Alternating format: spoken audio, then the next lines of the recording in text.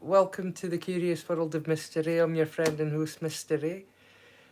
Tonight we're going to be finishing out a story that I started during my last live stream. I've been considering doing little readings and stuff on the channel, so I'll give you a little recap, shall I, of the story for those of you that weren't here for the first part. It concerns, it's the story of a king and his son. A king has a son, a young prince, who he treats to every luxury and every opportunity that life has to offer. He gives him everything a young prince could ever want, and yet when the young prince grows up, he grows up to be a sad and sullen man.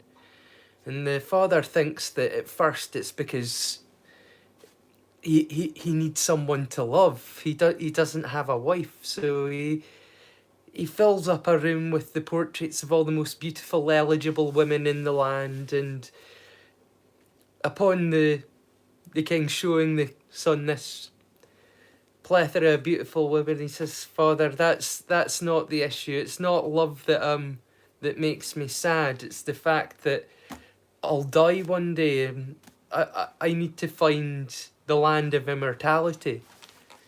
And so the son sets out on his journey, and while he's on his journey, he sees a giant eagle attempting to rip a tree from the ground.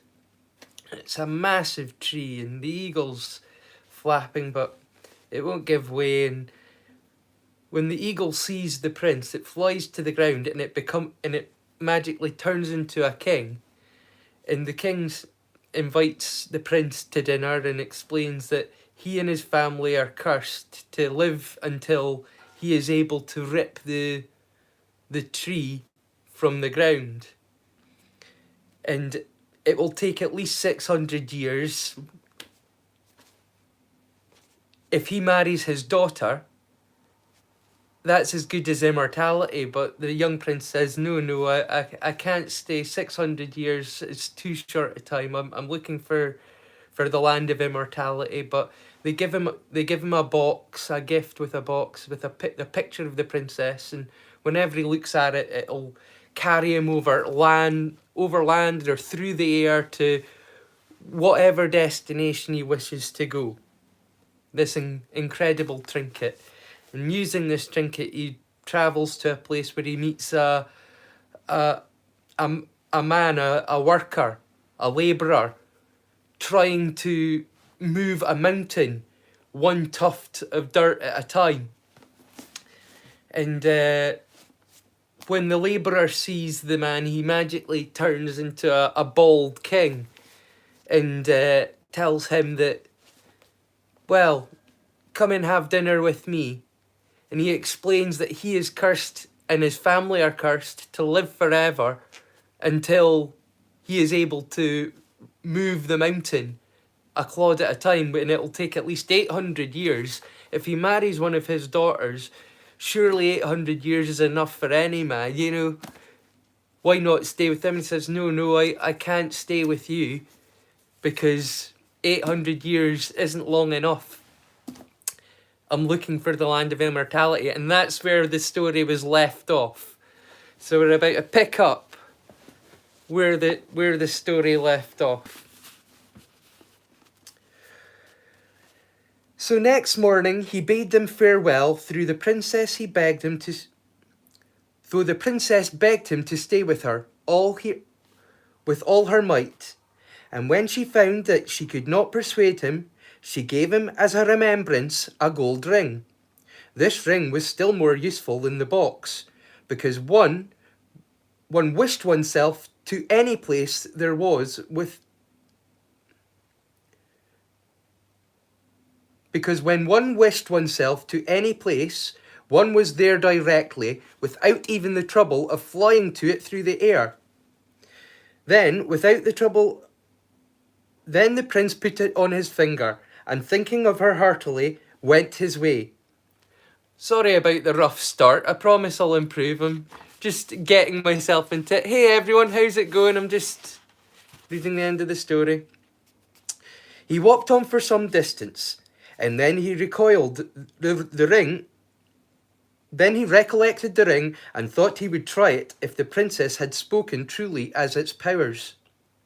"I wish I was at the end of the world," he said, shutting his eyes, and then when he opened them, he was standing in a street full of marble palaces. The men who passed him were tall and strong, and their clothes were magnificent. He stopped some of them and asked in all 27 languages he knew what was the name of the city, but not one answered him. And then his heart sank within him. What should he do now in this strange place if nobody could understand anything? Suddenly his eyes fell upon a man dressed after the fashion of his native country, and he ran up to him and spoke to him in his own language. "What city is this, my friend?" he inquired.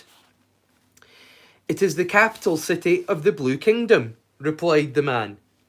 "But the king himself is dead, and his daughter is now the ruler." With this news the prince was satisfied, and begged his countryman to show him the way to the queen's palace. The man led him through several streets into a large square, one side of which was occupied with a splendid building that seemed borne upon slender pillars of soft green marble.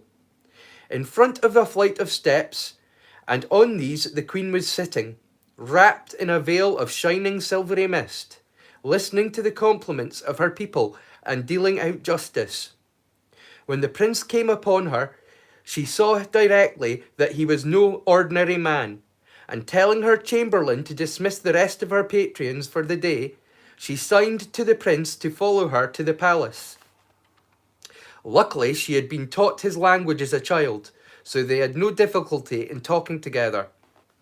The prince told all his story, and how he was journeying in the earth to the land of immortality. When he had finished, the princess, who had listened attentively, rose and taking him in his arm, led him to the door of another room, the floor of which was made entirely of needles, stuck so close together that there was not room for a single needle more. "Prince," she said, turning to him, "you see these needles? Well, know that neither I nor any of the family can die till I have worn out these needles in sewing. It will take at least 1,000 years for that. Stay here and share my throne. 1,000 years is long enough to live." "Certainly," answered he. "Still, at the end of 1,000 years, I should have to die. No, I must find a land where there is no death."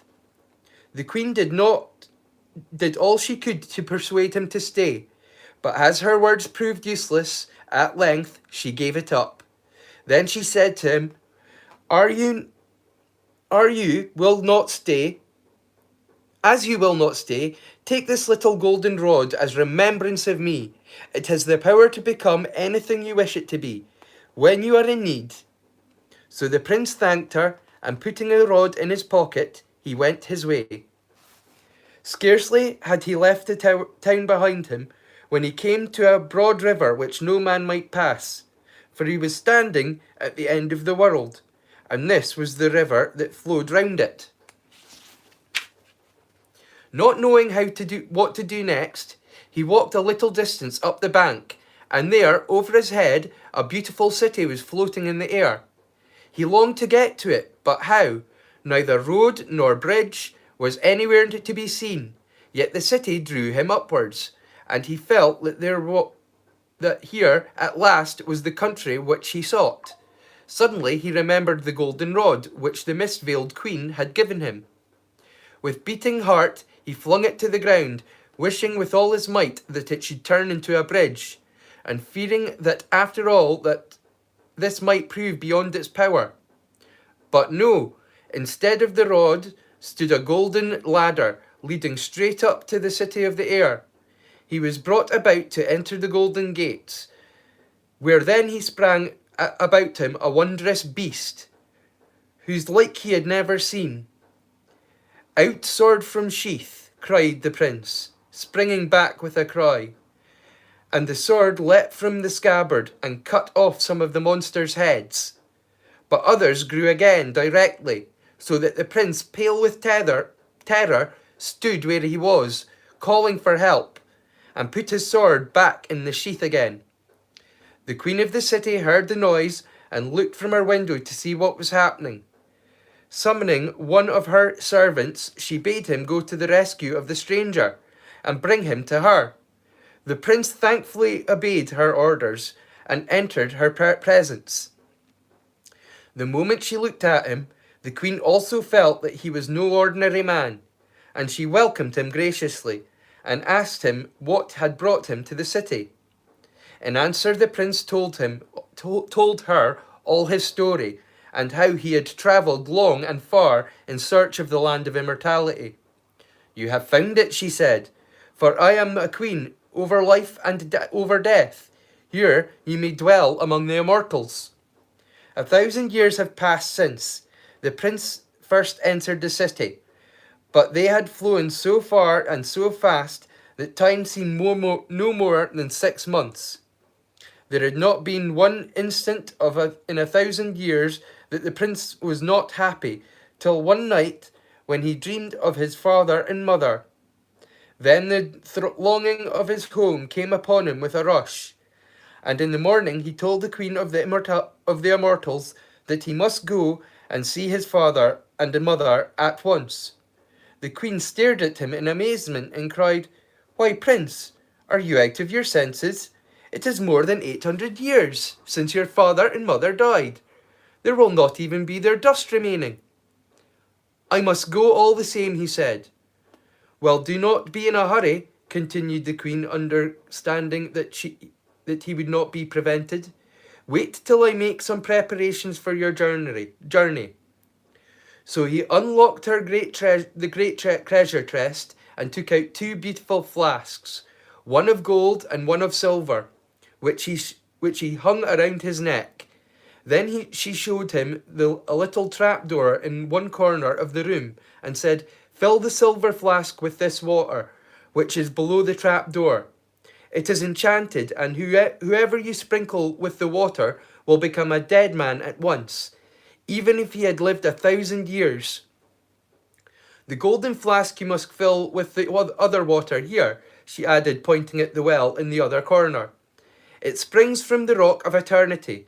You have only to sprinkle a few drops on the body, and it will come to life again, if it had been dead for 1,000 years."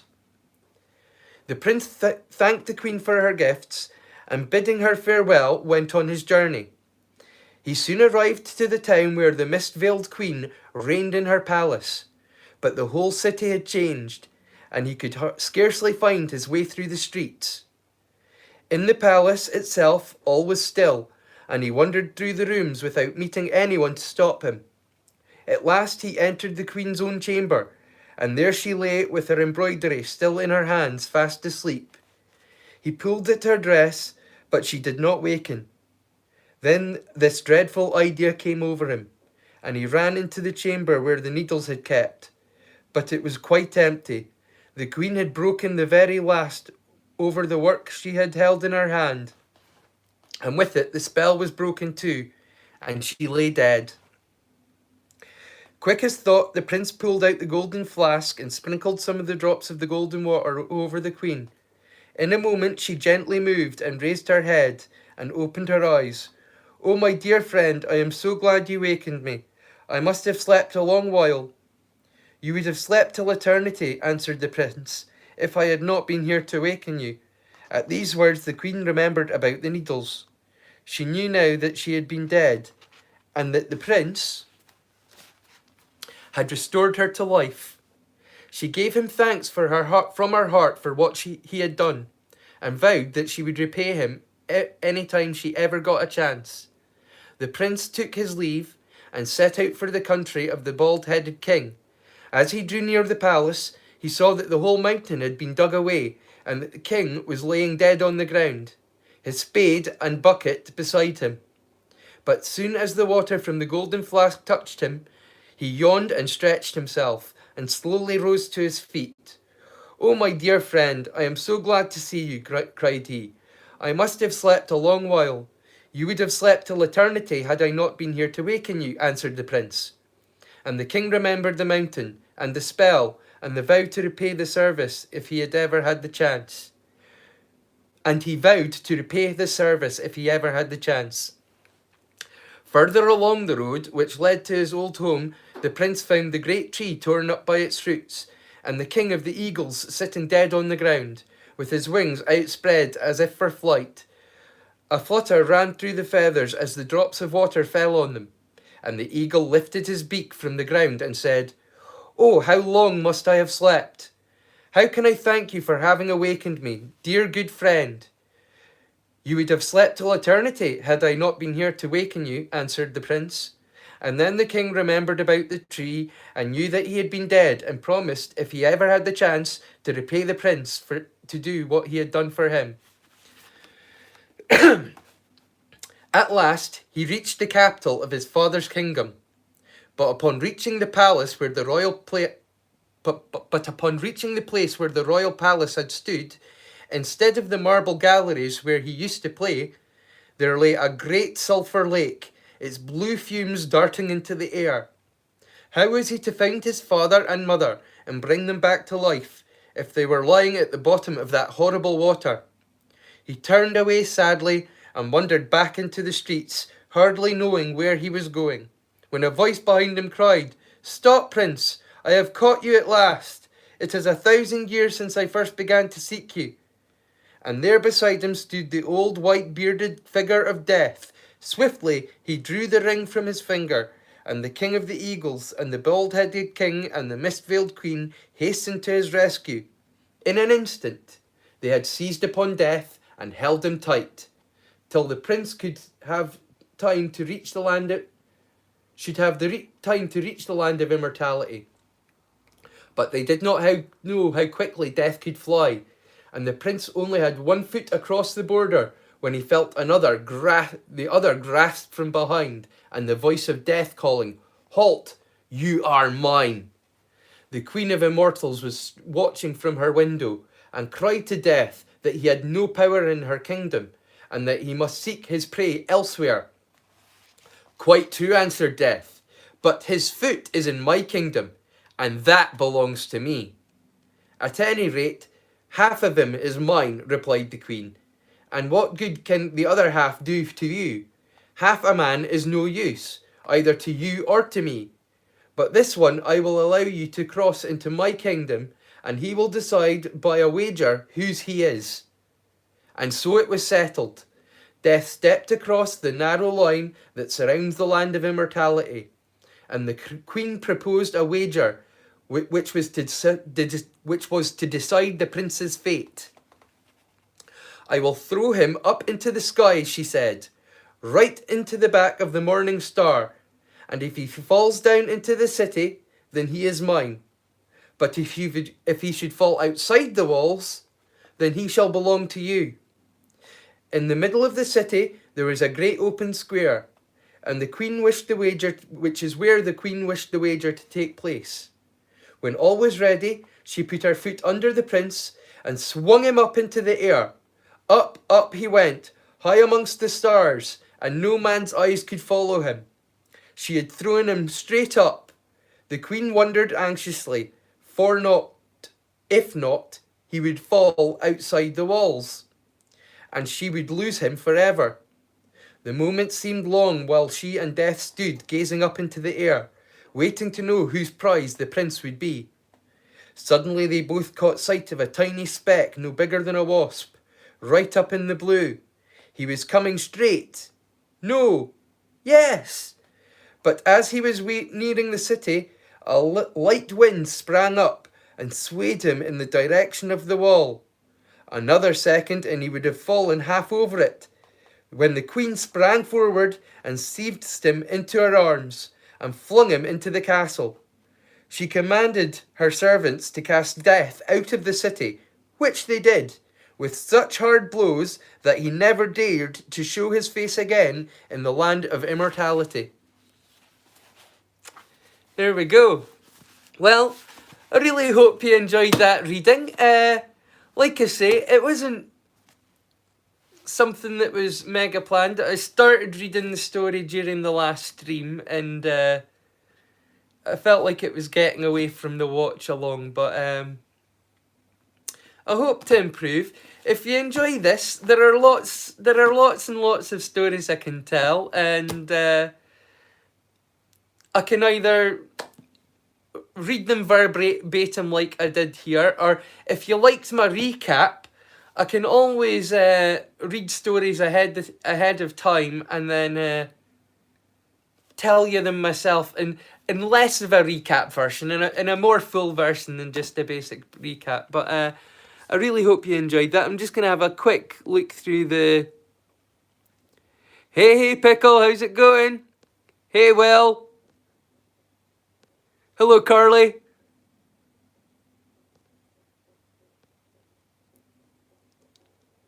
What am I doing? I was doing a little reading of a Hungarian folktale, which I hope everybody enjoyed. I was thinking about maybe doing another story, but to tell you the truth, my voice is quite rasped already. Do you like my Stranger Things mug, the Hellfire Club?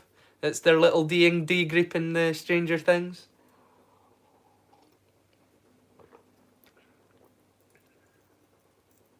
Right, well, I hope you enjoyed the book reading, and I'll be Friday for a regular watch along. And if you enjoyed this, I plan to do little readings in the future. Now, as you know, I always encourage you to choose kindness, but just for fun, for the book reading, I thought it'd be fun to end things for the times where you can't choose kindness. I'm going to give you a little random reading from The Little Book of Abuse. And today's random reading is, and your completely irrelevant point is? Enjoy that one. Well, until Friday, don't forget to choose kindness and stay